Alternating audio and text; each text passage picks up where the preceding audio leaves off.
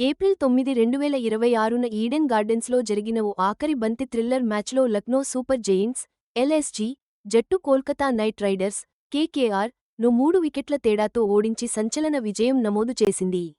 KKR పెట్టిన 181/4 పరుగుల లక్ష్యాన్ని ఎల్ఎస్జీ ఛేదించగా, అన్కాప్ బ్యాటర్ ముకుల్ చౌదరి కేవలం 27 బంతుల్లో చేసిన విధ్వంసకర 54 పరుగులు జట్టు విజయానికి కీలకంగా నిలిచాయి. రికార్డులను బద్దలుకొట్టిన 8వ వికెట్ భాగస్వామ్యంతో ఎల్ఎస్జీ ఈ సంచలన విజయం సాధించింది.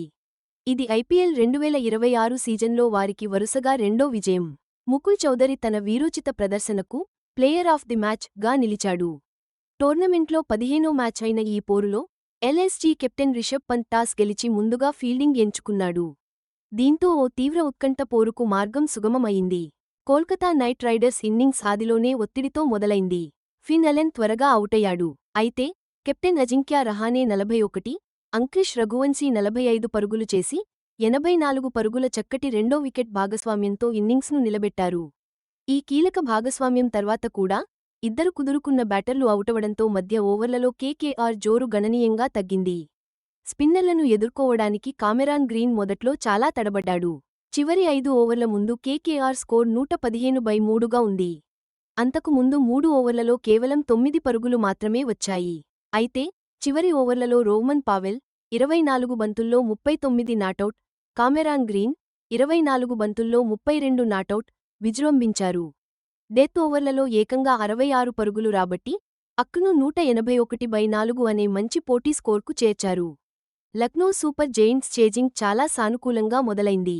ఎయిడెన్ మార్క్రమ్, మిచెల్ మార్ష్ ఇద్దరూ కలిసి కేవలం 4 ఓవర్లలోనే 41 పరుగులు పిడుగుల్లా బాది కేకేఆర్ బౌలర్లకు ఆదిలోనే చెమటలు పట్టించారు.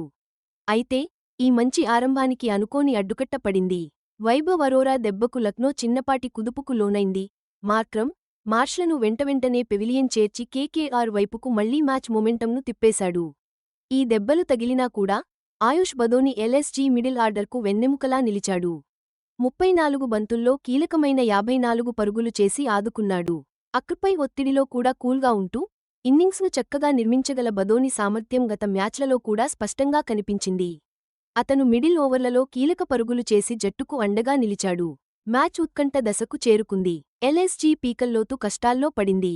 చివరి 2 ఓవర్లలో 30 పరుగులు అవసరం. సరిగ్గా ఈ క్లిష్ట సమయంలోనే 2.6 కోట్ల రూపాయలకు దక్కించుకున్న అన్కాప్ ప్లేయర్ ముకుల్ చౌదరి అద్భుతంగా విజృంభించాడు. చౌదరి కేవలం 27 బంతుల్లోనే అజేయంగా 54 పరుగులు బాదేశాడు. 7 సిక్సర్లతో విరుచుకుపడి మ్యాచ్ గమనాన్నే పూర్తిగా తనవైపు తిప్పేశాడు. అవేష్ ఖాన్తో కలిసి 8వ వికెట్కు 54 పరుగుల విలువైన భాగస్వామ్యాన్ని జోడించాడు.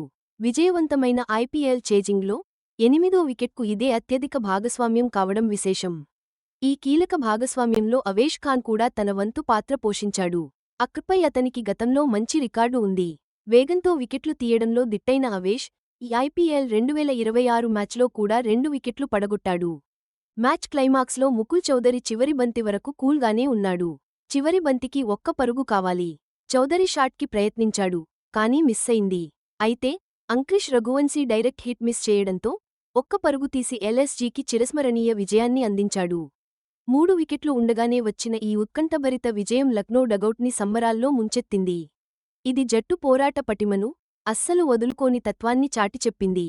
కేకేఆర్ విషయానికొస్తే ఒక వికెట్ తీసి పొదుపైన బౌలింగ్ వేసిన సునీల్ నరైన్, అలాగే చివర్లో మెరుపులు మెరిపించిన రోహ్మన్ పావెల్ అద్భుతంగా ఆడినప్పటికీ ఈ మ్యాచ్ వారికి నిరాశనే మిగిల్చింది. 4 మ్యాచ్లలో 3 ఓటమిని చవిచూసి ఐపీఎల్ 2026 పాయింట్ల పట్టికలో 9వ స్థానంలో పడిపోయిన కోల్కతా నైట్ రైడర్స్కి ఇప్పుడు సమాధానాలు దొరకని పరిస్థితి ఏర్పడింది.